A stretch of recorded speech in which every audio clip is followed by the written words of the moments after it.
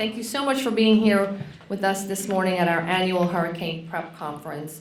You're going to hear from a lot of speakers today, but I also wanted to thank Mayor Glazer from Kenner for being here, Mayor Constant from Gretna for being here, Councilman Dino Bonanno for being here, Councilwoman Jennifer Van Rankin for being here. Our Chairman Scott Walker is going to be addressing you as part of our representing the council when the speakers come up, and I'm going to introduce everybody else as they come up to speak.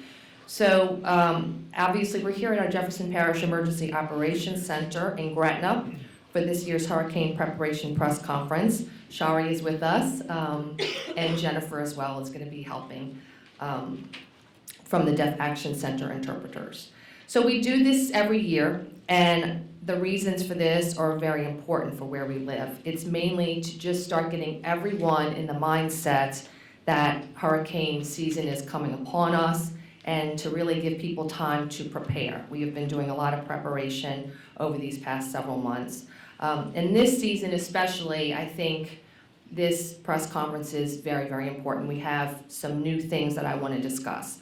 The active forecast, which is one of the highest on record.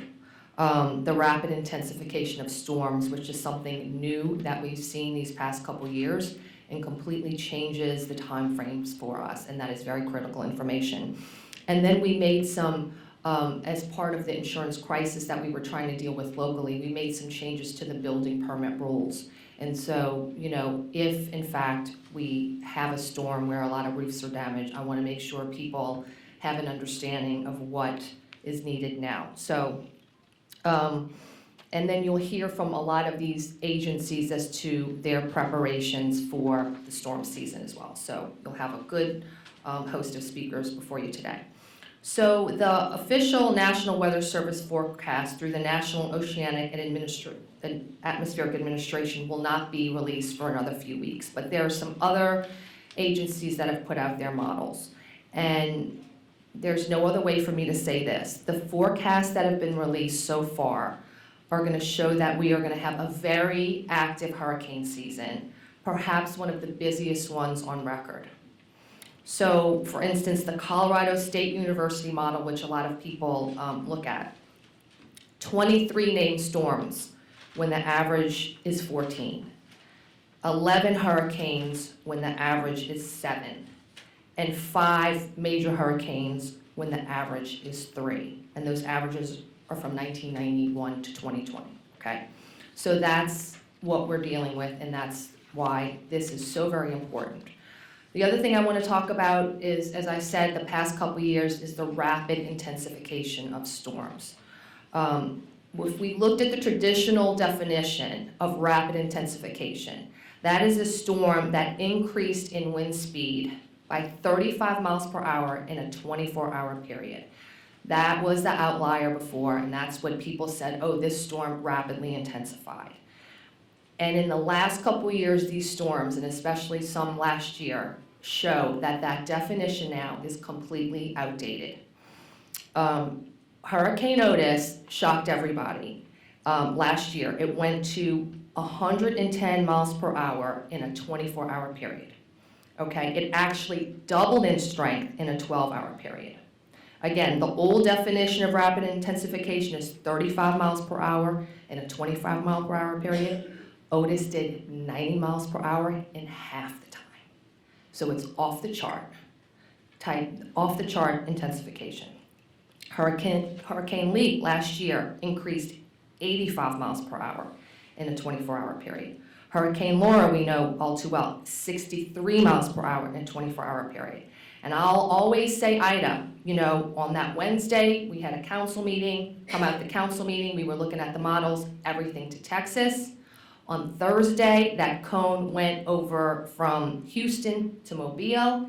And on Friday, we were sitting in this room down the hall, going over our preparations, watching the forecast, and it went down the hall, we were in the room, went from a Category 2 to a Category 4 right before our eyes, and left us very little time to do contraflow, to do buses, to do all of those things. So again, what does this mean for us? the thought that we could go from a category 1 and everybody's saying, oh, it's a category 1, we're gonna just stay down, let's go to the grocery, get some water, we're gonna stay home.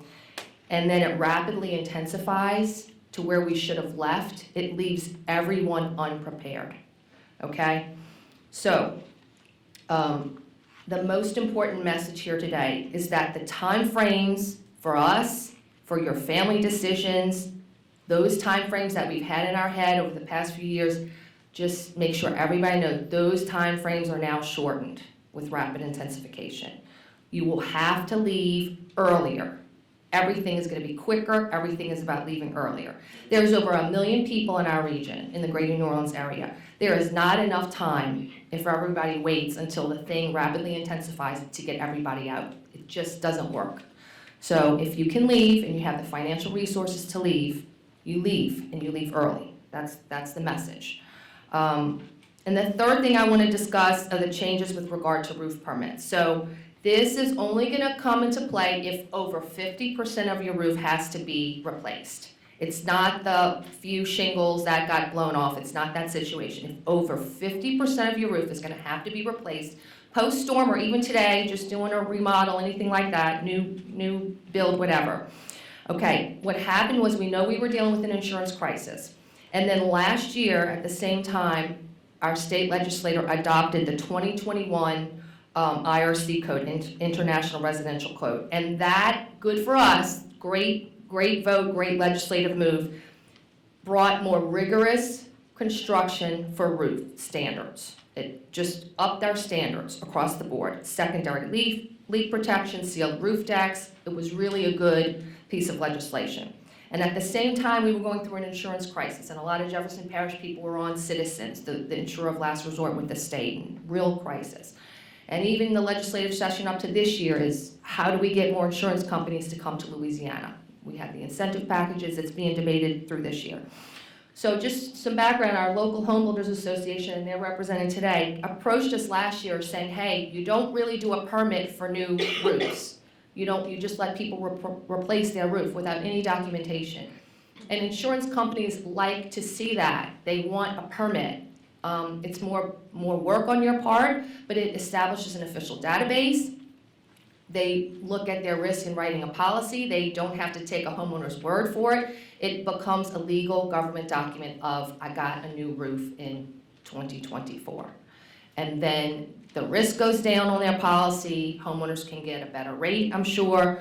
So we decided to do it. The home builders were able to get state legislation changed. Of course, our initial feeling was that we don't have the manpower to do this after a storm. They worked with legislators to get that changed. And so now, when you go for a permit, you can do it online. Your roofer can submit photographic evidence. We can approve it. It's a very, very quick process. It does not require any of our people to go out. So this is a big change in terms of roof permits. Obviously, we don't want to hinder restoration efforts. It's been in place since August of last year. We've already processed nearly 500 of them already. So we're already working this system. But I just need everybody to know that is a big change from what we had before, and it is to deal with the insurance crisis. So during the months that we're not in hurricane season, I can assure you our teams have been very busy. You're going to hear about that, purchasing new equipment, pre-positioning assets, tremendous amount of training. And just like us, it's time for you and your family to also begin your preparations. So we should now, right now, be engaging in those proactive, common sense action items to prepare us to go into hurricane season. So these things are making sure your car right now is in working order, having those conversations with your family about where you would go, filling your medications ahead of time. If you have any prescriptions that are overdue, now's the time to get the new prescriptions and get those filled, getting your important documents in place, new batteries for flashlights, water, canned goods, all of those things that we know how to do. The reason for this is to get everybody in the mindset, because we know all of a sudden when the news tells the storm's coming, we're all feeling chaotic. We want to be a step ahead on this. So I know I've talked a lot about it, but before I call up our next speaker, I want to make sure if you're not on our Jefferson Parish alert system, you want to get on that now. Text JP Alert to 888-777, or for our Spanish-speaking citizens, JP Noticias to 888-777. Okay, with that, I'm going to ask our Council Chairman Scott Walker, who represents the council, to come up and give some words. Mr. Chairman. Thank you, Madam President. I was looking around. I think the fishing shirt percentage is 25% today. So you know it gets serious when there is a much bigger percentage of fishing shirts up here. And that's why we're here right now, because it's time to prepare and it's not time to be actively engaged with storm preparation right now, because something's an imminent threat. Right now is the time, as the parish president said, to prepare, because the problem with hurricane forecasts, and the reason that they're tricky, is because you can have the most active forecast that you've had in recent times, like we see this year, and you could not be affected at all. Or you could have a hurricane forecast that falls flat for the season, and you get one. And that's all it takes, is one bad one to be a terrible hurricane season. So to me, it doesn't matter if it's the most active season that we've seen in a long time that we could be seeing coming up, or if it's projected to be an extremely slow season, because you never know, and that one can make all the difference in the world. So when that one does affect us, hopefully not this season, we've had 2 slow seasons, hopefully that continues, but when one does affect us, Jefferson Parish will be ready. You'll hear how ready we are in the next few minutes, so I won't talk about anything they're going to talk about, but I will say you have 7 council offices, and the council offices are here to help during and after a storm. We can be your conduit to the people that you need to get in touch with, whether it's Entergy, whether it's AT&T, whether it's the garbage collection, whatever you may need. If you're having problems after a storm, you can reach our offices. We can put you in the right places. The other thing that's important as a hurricane season comes towards us and that information comes out is to realize how much misinformation there is out there every year before a hurricane season, during a hurricane, especially as a storm is approaching and all the different computer models from all the different sources are coming. Just make sure you get information from reliable sources, legitimate news outlets, and not the anybody can be a meteorologist Facebook page, because that's where problems start and that's when unnecessary panic ensues. So just no matter the forecast, no matter what you think, just be prepared, have your personal plan, be ready to react if you need to, whether it's an extensively busy hurricane season or a projected mild hurricane season. The key is to be ready, and that's what we're here to help you do, and that's what we'll do as we navigate through any potential crisis that comes our way in 2024. So thank you very much, and let everybody else have it. I have to get back to the East Bank for a meeting, so thank you all very much. Okay, I want to acknowledge Councilwoman Rita Bohannon from District 4 is here. Thank you for being with us this morning. Next, we're in their house, our Director of Emergency Management, Joe Valiente, and our Chief Administrative Assistant over Public Health, Sarah Babcock. Okay, good morning, everyone. I just want to let everyone know that Jefferson Parish is storm ready. We've completed our annual EOC activation training, and we conducted that with the state Cajun Kaleidoscope exercise. So this was the first year where we had all of our individuals in the Emergency Operations Center, and we were actually reacting to injects that were coming from Baton Rouge. So it was the closest real-time training that we've ever done. It went exceptionally well. Everyone in the Emergency Operations Center here at Jefferson Parish did very well. We were very responsive, and there was a tremendous amount of communication that was going back and forth, so it was our best training that we've ever had, and I'd like to thank the state for including us in that exercise. We've upgraded the audio-visual capabilities of the EOC, which gives us better situational awareness. We also have increased the number of restroom facilities within the EOC over the past year. We learned that lesson from Ida. When you're here for 14 days and you can't leave, those type of amenities are very, very important. We've upgraded our shelter training to increase the number of shelters. Sarah Babcock will go into the details for that. We've also upgraded our generator contracts for our critical infrastructure and for our shelters. All our treatment plants have backup generators. They've all been checked and they are ready to go. We have our General Services Department completed a wind capability study of all of our critical infrastructure. So we have a very good idea now of which buildings are most resilient. We've upgraded our fuel contracts and doubled the amount of fuel that we now store pre-storm. Also, our fleet management, which oversees that fuel, has the ability to set up 2 emergency parish sites to keep our fleet moving with fuel. That includes diesel and gasoline, and an emergency contract to increase the number of sites if we have to on a prolonged event. We also have 700 Tier 1 essential duty employees. And those are individuals that have specific jobs that are sheltered pre-storm, and then immediately after the storm, we're able to have boots on the ground addressing post-damage assessment. And that's a critical phase of what we do, because we have to assess what's broken, fix it before we can really affect the recovery. So we've definitely hardened that entire process. Each year we try to put things into perspective as to get the public to understand how important it is to be prepared, not only just in case you have to shelter in place, but if you have to evacuate. We cannot rely on the fact that we live within an incredible levee protection system. It has done a fantastic job at keeping storm surges out, but it also makes it very difficult to pump rainwater out. I bring that out because in 2017, Hurricane Harvey dumped 24 trillion gallons of water on the Metro Houston area and 5 trillion on Louisiana. Now what's important about that is that that storm hit Corpus Christi and it affected us with 5 trillion gallons of water 288 miles away. The point there is that we do not want the public focusing on the center line of that error cone and even on the outer edges.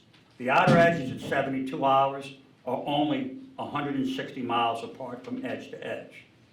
Harvey reached over 288 miles. So don't think because you're on the edge of the cone that you're safe. You're not. The potential for risk and threats are still there, and every hurricane is different. As the parish president said, the trend since 2016 is for rapid intensification storms. The takeaway from that is that we have less time to prepare and less time to make that critical decision to get your family, your pets, and evacuate out of the area. Another thing that I want to stress, do not wait for contraflow. Contraflow was designed as a mechanism of last resort. It was not designed to allow citizens to wait to the last minute to evacuate. That's not what it's there for. Lastly, stay weather alert. It's the most important thing that you can do to help us for all the efforts that we do.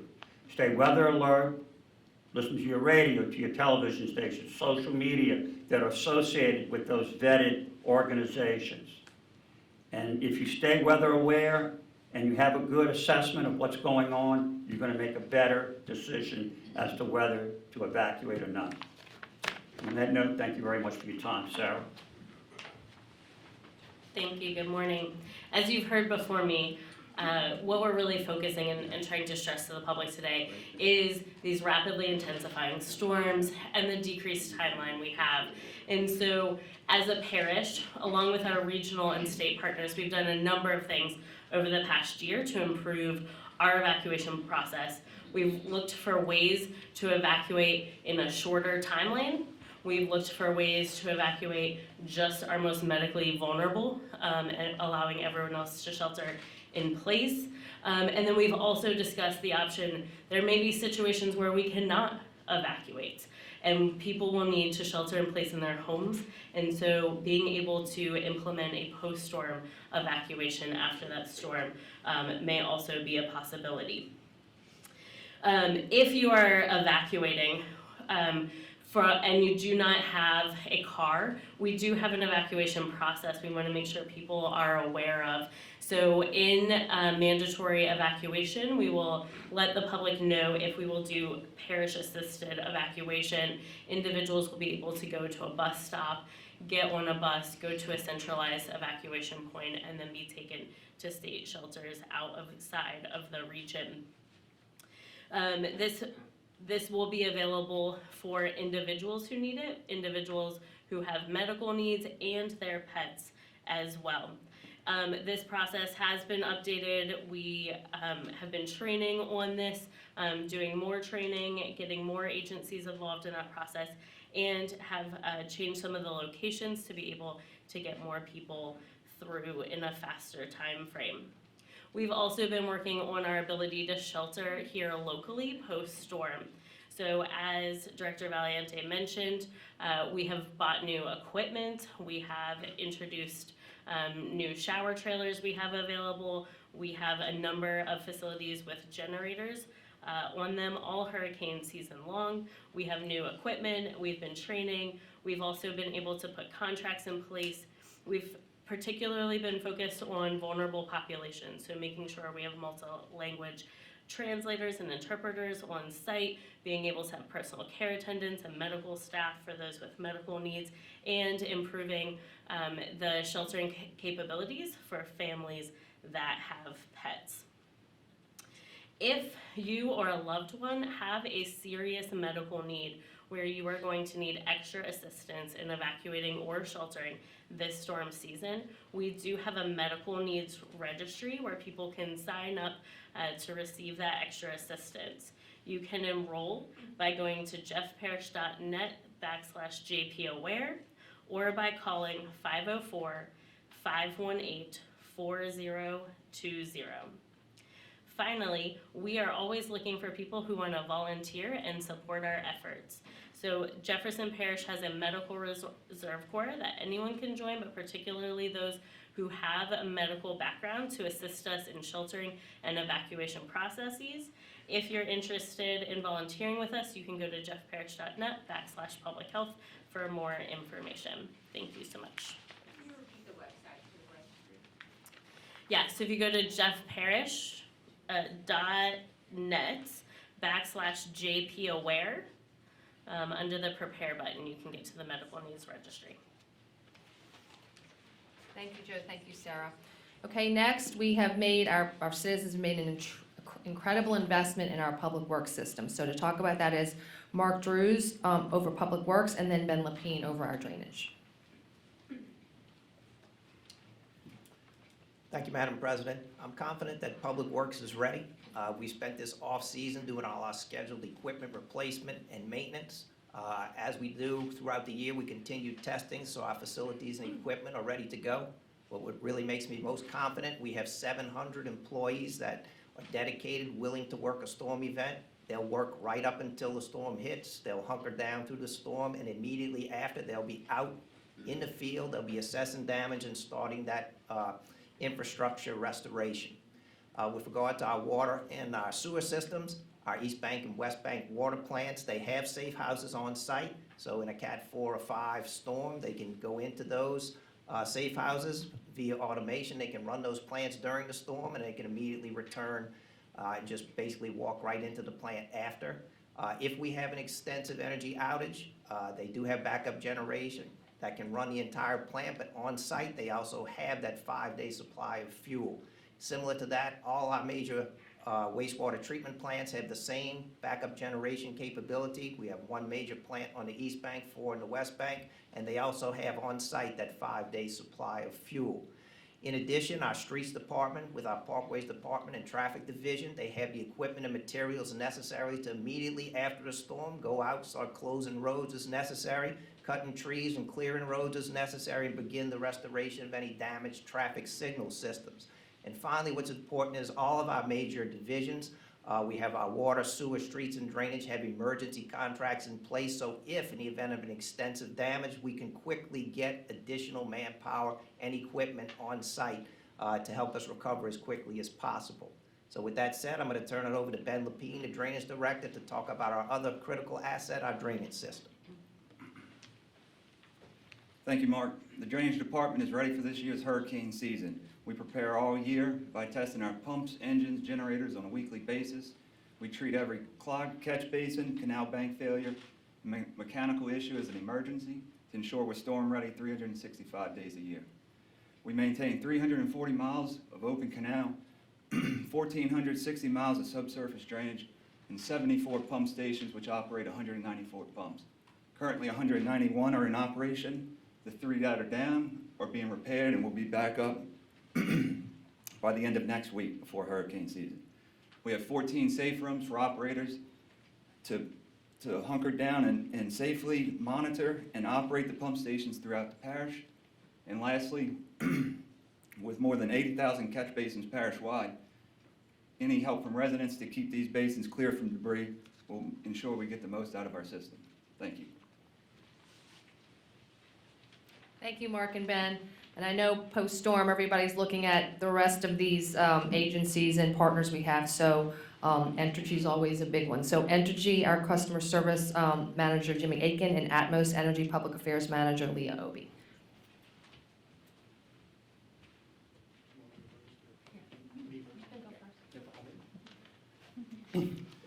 Hey, good morning, everyone. Jimmy Aiken with Entergy. Just want to go ahead and say that Entergy is prepared for the 2024 storm season. As Councilman Walker said, all it takes is one storm to make it a bad season. Storm preparation is continuous for us over at Entergy. It has no beginning or end, and as we enter the 2024 storm season, we're hoping for the best, but we're also prepared for the worst. Our personnel are actively participating in annual storm drills to help us better prepare for any emergency event. We have a restoration plan in place that we feel is an efficient and effective way to restore power in the event of any outage. We're always working to improve our power grid by installing new poles and cross arms and upgrading equipment to exceed industry standards. We're also actively trimming vegetation and by trimming trees and limbs away from any power lines to minimize any vegetative related outages. And also too, we continue to invest in our grid to make it more resilient with the effects of these severe weather storms that we have coming in during hurricane season. In the event of a storm, we and our contract and mutual aid partners will mobilize and be ready to respond. We have many dedicated employees that will work tirelessly to get the lights back on in the event of an outage. And since we do serve a large portion of South Louisiana, we have the ability to shift workers, resources, and materials as needed depending on where the hurricane makes landfall. Just as we're prepared for the 2024 season, we are asking our customers to stay prepared as well. Customers should have a plan before a storm threatens our area. Storms are unpredictable and can have different impacts on surrounding areas. Customers should create a kit for what they need, including first aid supplies and portable phone chargers. And they should also consider trimming trees and shrubs away from their homes and pre-cutting plywood to put over windows to reduce any damage on their home from a hurricane. In any hurricane or catastrophic event, safety is critical. At Entergy, we have a saying that the only good restoration is a safe restoration. The most dangerous part of a storm is just after it has passed. So we want to remind our customers to stay away from down power lines following a storm. We'd also ask that you keep a safe distance from our workers and their work sites so that way we can stay healthy and safe. And if in the event of a power outage, if you are going to use a generator, please make sure you're using the generator to the manufacturer's guidelines. With any storm, information is critical, and here are a few ways that you can stay connected with Entergy. We encourage everyone to download the Entergy app. You can also sign up for text alerts via your Entergy profile. Please continuously monitor our social media pages as we will post updates on restoration efforts as we restore neighborhoods. You can check updates on EnergyStormCenter.com, and then you can also view the outage map in our Entergy app to see if your neighborhood is with power. I'd like to thank everyone for the opportunity to be here today. I hope everyone has a safe 2024 hurricane season. Thank you. Hi, Leah Obie with Atmos Energy. Atmos Energy wants you and your family to be safe in any situation. If your home or business is affected by flooding, tropical storms, hurricanes, or a similar event, we want to remind our customers to not use natural gas equipment if it is flooded or damaged without first contacting a qualified service person to have it inspected. If you do suspect a natural gas leak or think you smell natural gas inside the home or your neighborhood, act fast. Leave the area immediately, and from a safe distance, we urge you to call 911 and the Atmos Energy emergency number at 1-866-322-8667. Atmos Energy service technicians are emergency responders and necessary for the safe operation of our system, performing essential services to ensure the safety of everyone. Whether it is a storm, flooding, or other severe weather event, please observe these tips to stay safe. During a natural disaster or severe weather event, do not turn off natural gas at the meter, even if evacuations are issued. If you smell gas immediately, leave the affected area, and from a safe distance, call 911 or Atmos Energy's 24-hour emergency response line, which is 1-866-322-8667. Never try to find the source of a gas leak. Do not use a mobile phone near or anything that might cause a spark, such as a generator. If flooding occurs at a residence or business and the gas appliances are underwater, do not try to operate the appliances. Instead, contact us, Atmos Energy, or a qualified service professional to conduct a safety inspection. If a natural gas meter is damaged or a gas line is exposed, immediately leave the area and call our emergency 24-hour response line. And that number again is 1-866-322-8667. Know where your natural gas meter is located. Please make sure it's visible and free of trash and debris. Mechanical equipment used to clean up after a storm may damage the meter if it is hidden. So natural gas distribution pipelines are mostly underground, but can be damaged by uprooted trees and shifted foundations. After a storm, call 811 to have the location of the underground utility lines marked, as gas service lines could become tangled. Atmos Energy customers experiencing a natural gas outage or a service interruption should contact the company's customer service number at 1-888-286-6700. Customers will be restored as quickly as possible once the area is deemed safe and the winds subside to 35 miles per hour. We also have all of this information on our website, and it can be accessed at atmosenergy.com. And that number for the emergency response line again is 1-866-322-8667. We are undergoing active hurricane or pre-preparation hurricane drills, so we will have all of our staff ready and waiting to answer any calls. Thank you.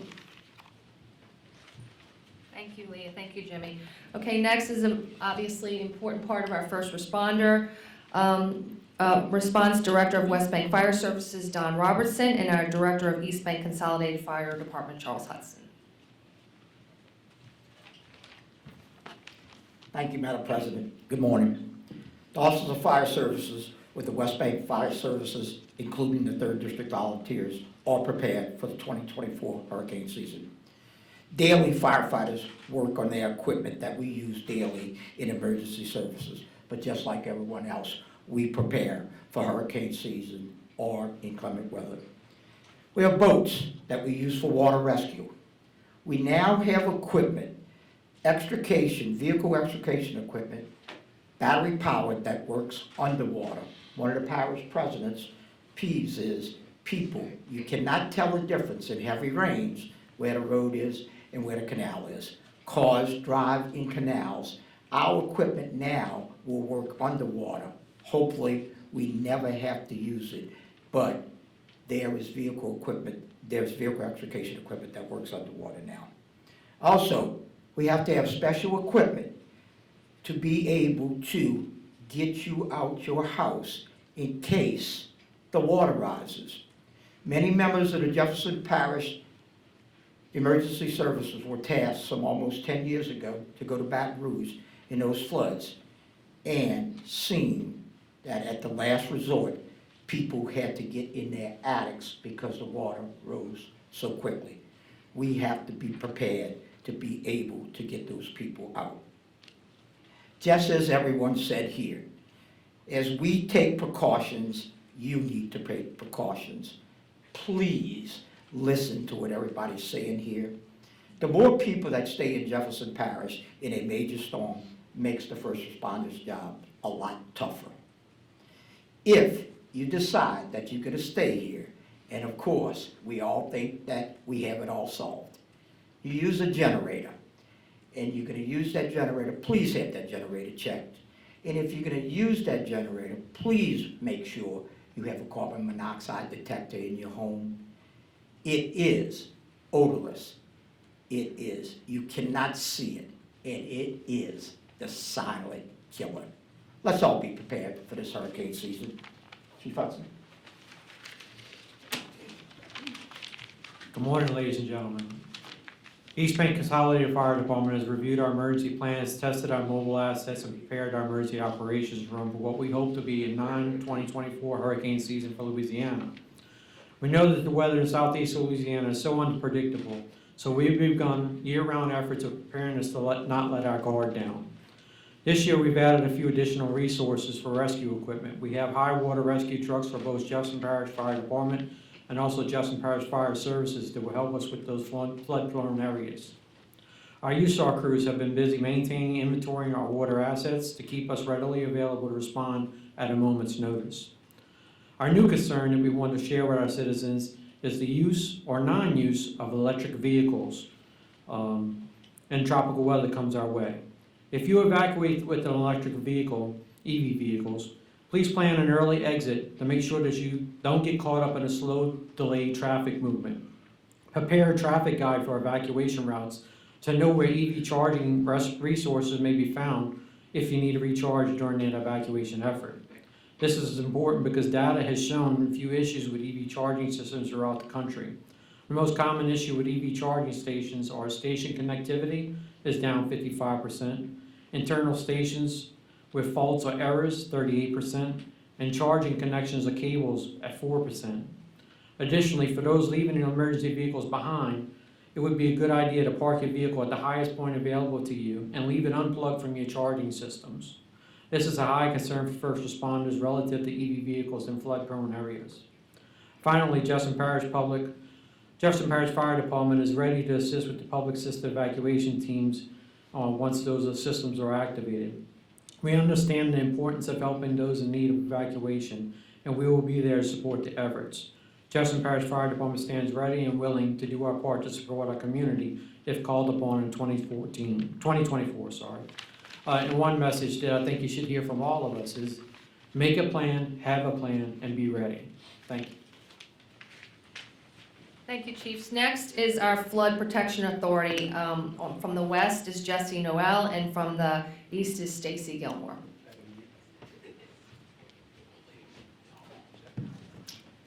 Thank you, Madam President. I am Jesse Noel, and I am honored to represent the Southeast Louisiana Flood Protection Authority West today as we prepare for the upcoming hurricane season. The Flood Authority operates 80 miles of floodgates and levees as part of a system that protects approximately 250,000 residents and billions in property values on the West Bank. We have spent the last 6 months upgrading systems and inspecting and maintaining our levees, gates, and pumps. We have regularly exercised our 3 main sector gates and pumping systems to make sure they are working as designed. We have immense confidence in our system. The West Bank truly has the best flood protection it has ever had. During Hurricane Ida in 2021, our system performed exactly as designed, protecting residents and structures on the West Bank of Jefferson and Orleans.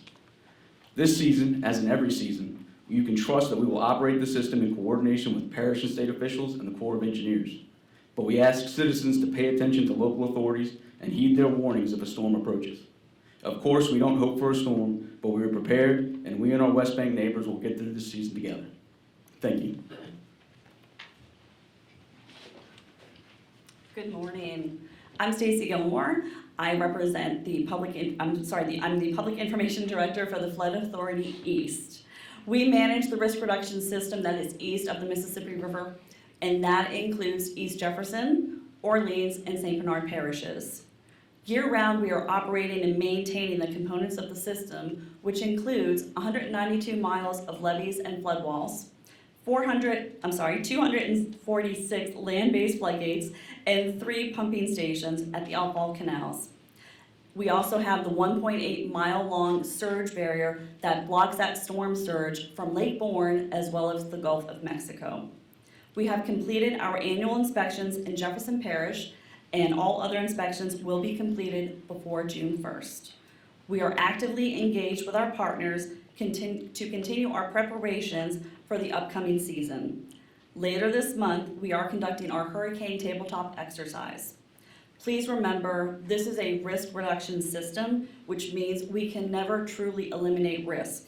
So please do your part. The time is now to create your plans, stock up on supplies, and stay weather aware. Thank you. Thank you so much. New this year, I've invited our Home Builders Association of Greater New Orleans. They've really partnered with us just because of the insurance crisis and the new roof permitting that we've had, and they've partnered with us in so many other ways on neighborhood revitalization, the facade program that we're actively doing now. So Dan Mills, the CEO of Homebuilders Association of Greater New Orleans. Good morning, everyone. As we approach the start of hurricane season on June 1st, it's crucial for us to ensure our homes are prepared to withstand potential storms. Today, I'll be sharing some essential tips for homeowners in Jefferson Parish to safeguard their properties. Firstly, consider investing in a wind mitigation survey conducted by an LSU CCC licensed surveyor. For around $300, this survey can identify upgrades to enhance your home's resilience. The good news is most homeowners will be eligible for insurance discounts, and mitigation expenses are deductible from Louisiana income taxes up to $5,000. In Jefferson Parish, as the parish president mentioned, when replacing a roof, it is now mandatory to obtain a reduced cost $50 roofing permit and inspection.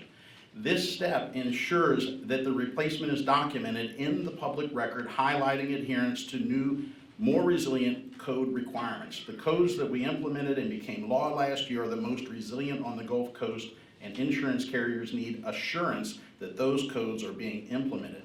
Jefferson Parish is leading the way with this initiative, and the data collected will encourage insurance carriers to return to our parish sooner.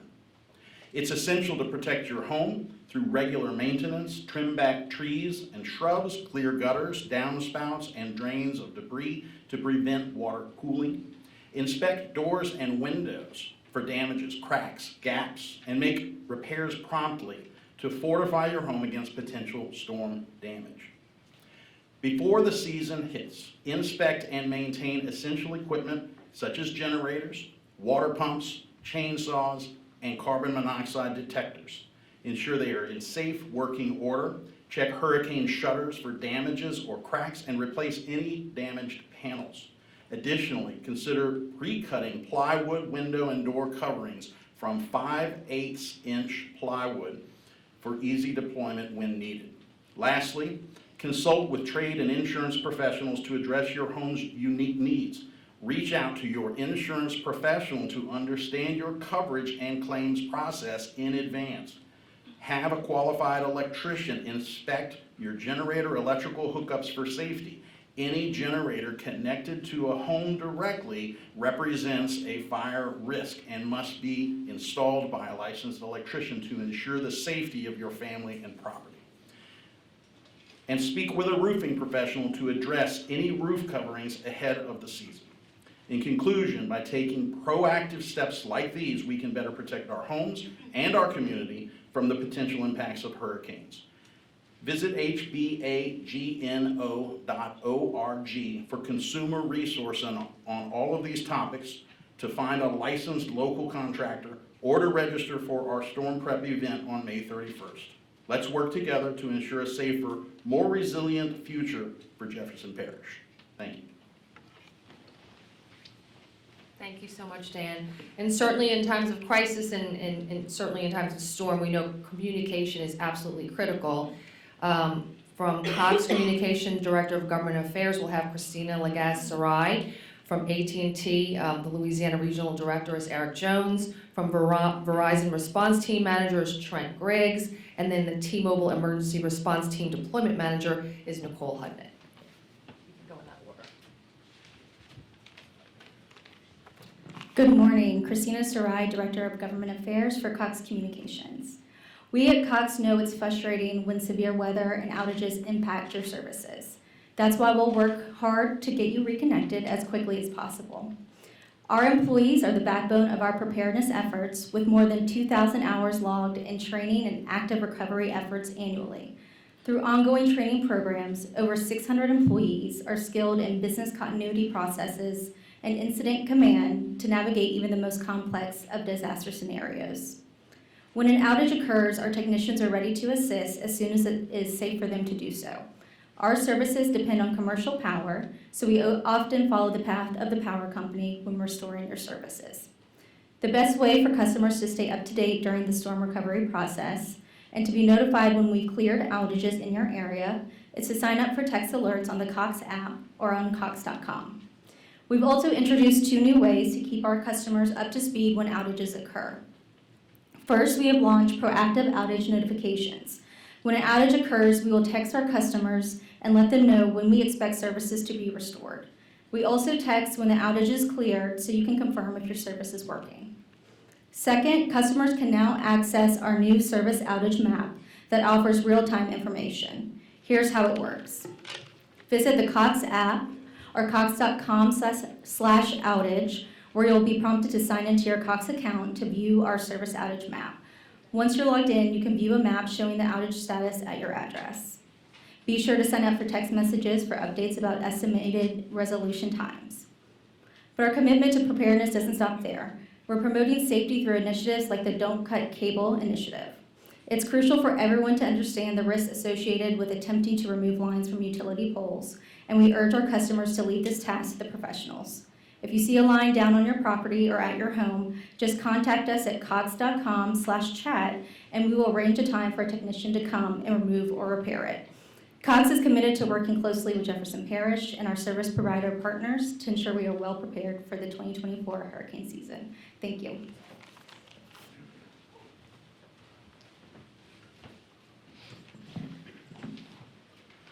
Good morning. Thank you, Madam President, for coordinating this conversation and inviting AT&T to participate. Over the years, we're seeing repeated examples of the value in collaboration between our various internal teams at AT&T and community organizations, local governments, state governments, and many others who are dedicated to the strength of local economies and area communities. Without question, we have seen the value of collaboration right here in Jefferson Parish on many occasions over the years. In that collaborative environment, we have established a long history of investing in Jefferson Parish and across the state of Louisiana. While viewers and residents are at home preparing, AT&T is doing its part, hard at work with its own preparation. AT&T is committed to providing reliable communication before, during, and after a storm or disaster. We have a team of meteorologists who help monitor our network 24/7 and can deploy resources to a disaster area very quickly. We have one of the industry's largest and most advanced disaster recovery programs to help keep wireless and wireline communication running during times of disaster. Before hurricanes, our teams are boosting network capacity to accommodate increased calls. We test the high-capacity backup batteries located at cell sites. We stage extended battery life and portable generators and maintain the existing fixed generators. We top off generators with fuel at cell sites and switching facilities. We stage additional generators in safe locations for immediate deployment once a storm has passed. Our National Disaster Recovery Team maintains a staged fleet of equipment at more than 20 warehouses and staging yards, allowing for a rapid response across the entire country, including a staging yard in Kenner, Louisiana. In short, our teams are trained, experienced, and prepared to act swiftly to respond to storm events and help restore communications quickly. The best way to communicate with AT&T is by downloading the My ATT app, online via att.com, or via phone, 1-800-288-2020. Thank you for this opportunity today.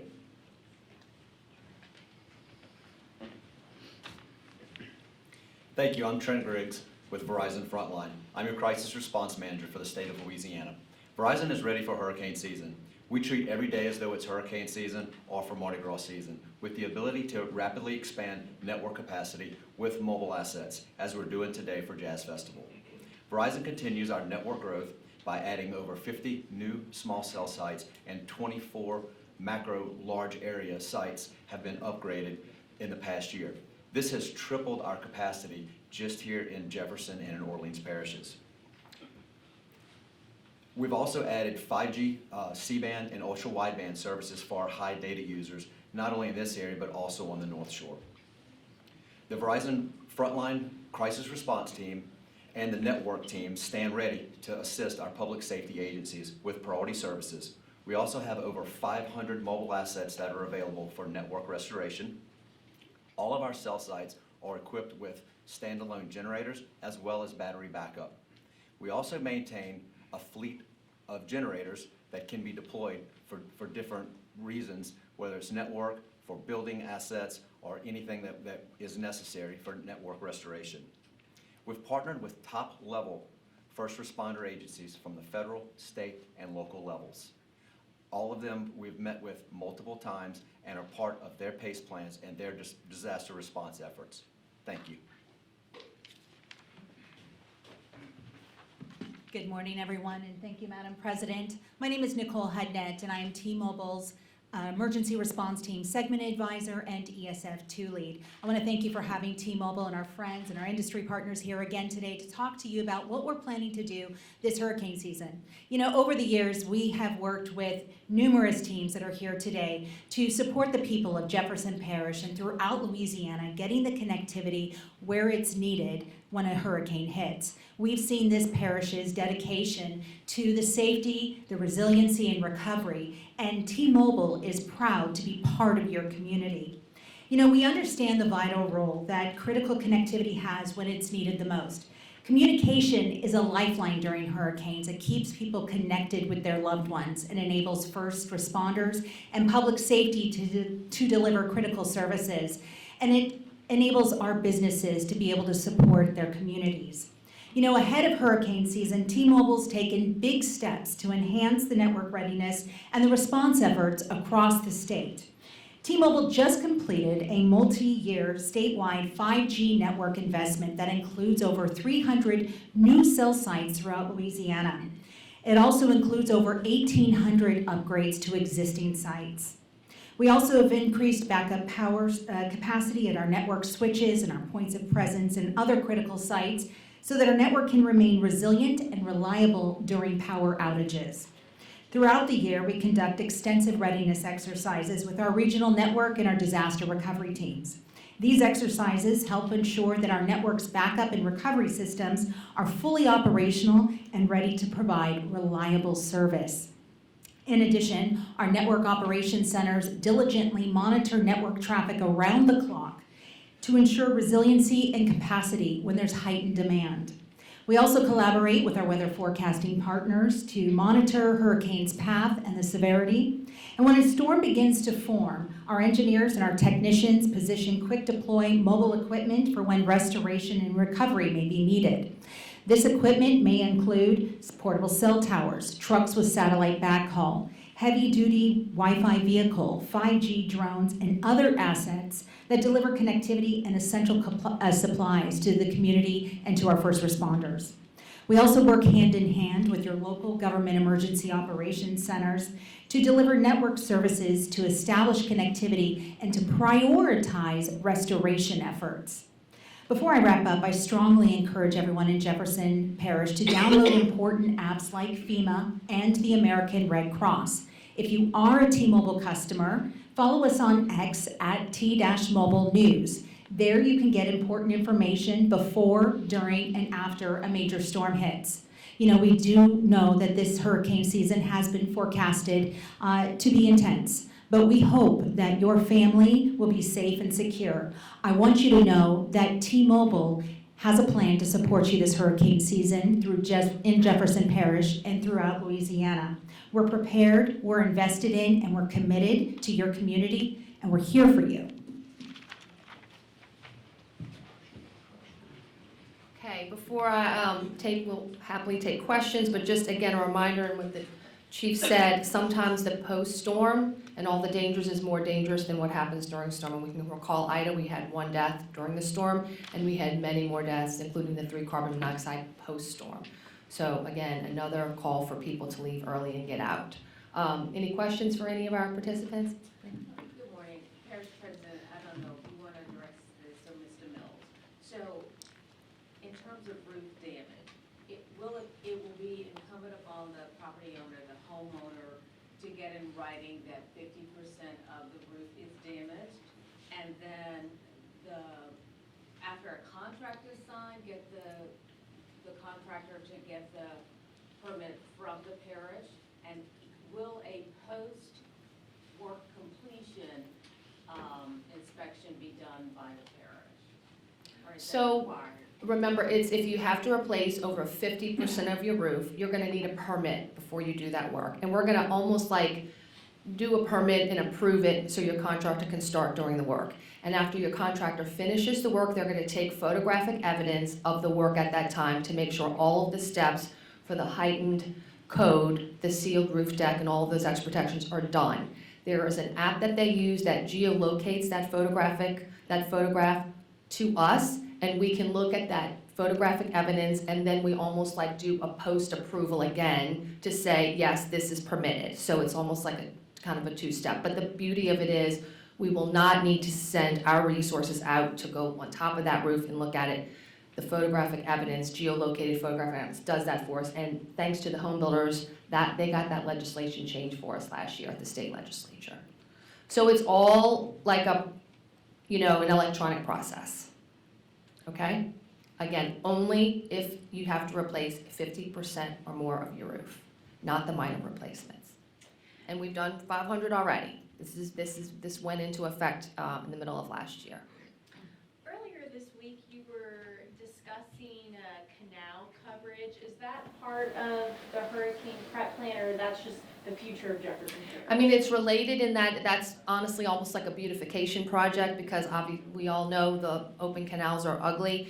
It does help in those situations. It's certainly if the streets flooded and the canals flooded, I'm always very concerned about cars floating into open bodies of water and then you have a deadly situation. The canal, those tree coverings, the shrubs help give a visual barrier between the canal and the street, which often we lose when it floods. So it is definitely related, but it was not part of a hurricane prep or anything. So no covers that we know of going on canals before this hurricane? No, it's just tree plantings. We call it like shrubbery covers. It's trees and shrubs. Really, it started as a beautification project, but we certainly know it can help prevent a car from going into a canal to be able to serve as a vertical visual barrier.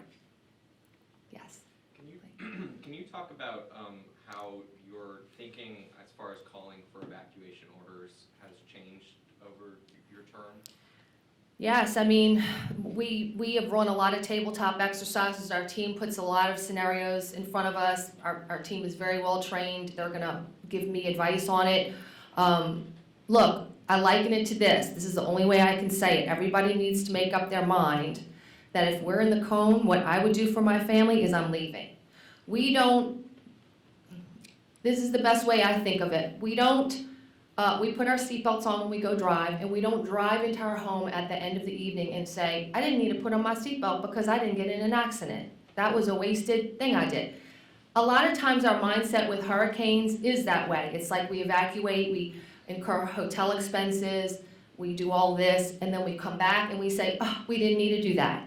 And that's our fear for first responders, is because whatever happened in the last storm is like the psyche that people kind of approach in the future storm, and that is not the proper way to think. So I think, it's critical that we're gonna look at it as well. We know the dangers are all available to us. This last storm that we had, 4 weeks ago, 5 weeks ago, we thought it was heavy wind. All the forecasts were saying it was heavy wind. We picked a shelter for heavy wind. It was more of a flooding event for us. So we can be surprised by nothing, and all the dangers are there. And so that's what I'm gonna stress. If you can afford to leave and you have the ability to leave and we're in that cone because it flips so fast, just get out and make that commitment to yourself and your family. This is what it's gonna be like living here. Not just Louisiana, the entire Gulf Coast. This is becoming a national problem. Many of those storms went up to the Northeast and hit those states. So it's a mindset that we have to change, and that's what's critical. We're certainly changing it on our end, but I'm asking everybody to also do that. And not try to just hit it just right, like if it hits us, then we're gonna leave, because it could hit us. It might not look like it hits us, but it could speed up, and you think you have the time, and all of a sudden the time is shortened, and we don't have the time to get everybody out. Do you have any plans in place for schools if some of them were to have to close for a period again? We work very closely with our school. Joe, do you want to talk about how often you reach out to schools? We don't make that call. Obviously, each school makes that call, but we do a lot of Joe in Emergency Management touches base with all the school systems. Sarah's touched base with hospital systems. There's a lot of communication going on behind the scenes, but I know they have their own hurricane plan, but you want to just say how you... Just a few words. We have a very robust relationship with Dr. Gray from the Jefferson Parish Public Schools and Dr. Raynell Houston, who is the superintendent of schools for the Archdiocese in Jefferson Parish. And so we communicate constantly at almost every level, whether it's a rain event, when the pipe burst on Jefferson Highway back in January, and we were going to lose water pressure. We were communicating back and forth because we want to make sure that the children are going to remain safe, particularly with wind events, because we know that those school buses are only rated at 35 miles an hour. So if we know we're going to have sustained winds over that, then both those entities really look very closely at shutting schools down or delaying the opening. In another case we had over the summer with the wildfires that were creating in Lafitte, that was creating so much smog with the fog and the smoke. We were working closely with them as whether or not they were going to have a delayed onset or a delayed at the end of the day. So we have a very good line of communication there. And Sarah, do you have anything you want to add? And look, they're not here today, but if there were a storm coming, we would absolutely have them up here to make sure the parents get the latest on school closures and when school would resume, so, yes. Talking about rapid intensification, and you had mentioned Hurricane Otis, because I think reports had said that that intensification happened overnight, so there really was no time for a mandatory evacuation. It sounds like you all are saying y'all are prepared in case everyone's stuck here. Like there was no time for a mandatory evacuation. Is that correct? I think, yes, and that's, it changes the whole template, it changes every formula of how we look at it. And it's much more about getting out early. Every family has to make their own decision, especially if you have a vulnerable person in your house, elderly person. Remember, if we have a storm, the hospital systems are gonna be dealing with people who are already being injured for the storm. I mean, everything, the public services that you're gonna get are so much more reduced after a storm. So if you're vulnerable and you need hospital services at any time, you need to get out early. It's just no place to be. So I guess that's the message. And we won't let contraflow, especially with rapid intensification. I just don't see how contraflow could happen again. We need a lot of time. What do we like, 96 hours for contraflow? We need 72? 72 hours for contraflow. So you could see the numbers I gave you, it just takes that off the table. It's not even an option for us with rapid intensifying storms. Yes, yes. Yeah, I just need to add to the Hurricane Otis scenario. We went to the National Hurricane Conference in April, and they spent 2 hours on a special session, and this was the National Hurricane Center, and these are the smartest PhDs on the planet when it comes to climatology. They have some of the greatest satellite network. They have hurricane hunters that go into these storms. What occurred with Otis was a phenomenon that they've never seen. 72 hours prior to the intensification, and they broke it down literally hour by hour. Every prediction that they thought was going to occur did not. It did not. They were baffled by it. And then literally overnight it exploded from a tropical storm to a Cat 5. So they were really confused by that because it simply didn't meet the model of any known prior hurricane. But like the parish president said earlier, we're seeing this trend since 2016. The storms, rapid intensification, they're tremendous rain makers inland. They're driving further inland and creating heavy rain issues, flash flooding. They're spawning more tornadoes. So this is a trend now that we're looking at that they believe is going to stay with us. So all the more reason with a rapid intensification storm where you're down, you get maybe less than 72 hours notice. If you're not prepared to evacuate immediately, then you're going to have to shelter in place. And so those are really what it comes down to, your last two options. And we're at the mercy of the climate. And this is what it's indicated to us. So, but I just wanted to put that extra in about Otis because it really was an outlier that just didn't fall into any criteria, known criteria.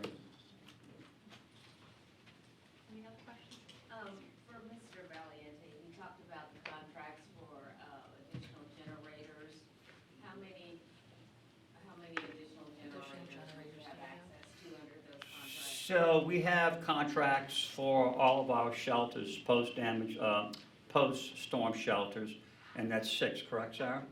So we have 6 shelters that we have generators that are there for. We also have some emergency contractors for our fleet management, for fuel distribution, and I know Mark Drews. Mark Drews has numerous contracts, generator contracts in place for his sewer lift stations that we have to put generators on individually. The plants, the treatment plants are covered, but on the sewer lift station, Mark, do you want to address that? Because he's probably in a better position to give you more accurate numbers.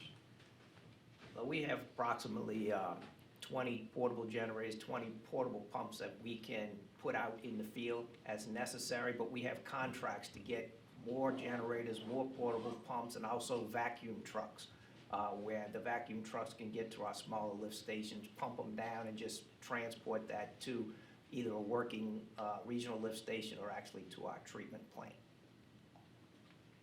Any other questions? All right, thank you so much for being here. Appreciate it. And thank all of our speakers for attending with us today. For anyone, I know like Hispanic media